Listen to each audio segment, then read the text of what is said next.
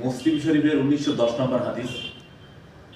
রাসূল সাল্লাল্লাহু আলাইহি ওয়াসাল্লাম বলেন যে কোনো ব্যক্তি যদি জিহাদ না করে বা জিহাদ করার ইচ্ছা পোষণ না করে মৃত্যুবরণ করে, সে যেন মুনাফিকের অংশবিশেষের সঙ্গে যুক্ত হয়ে মৃত্যুবরণ করে।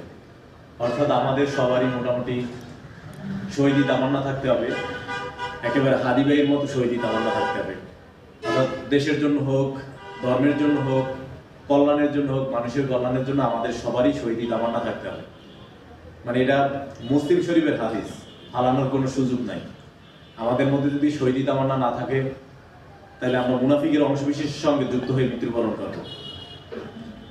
আমাদের সবাইকেই হাদি ভাইকে আন করতে হবে। শুধু মুখে বললেই হবে না যে আমরা সবাই হাদি হব, এটা মুখে বললেই হবে না। হাদি ভাইকে আমাদের অন্তরে আন করতে হবে, অন্তরে ধারণ করতে হবে। তাইলেই আমরা আল্লাহ তাআলার খুব কাছের বান্দা বা মুত্তাকি হয়ে মৃত্যুবরণ করতে পারবো।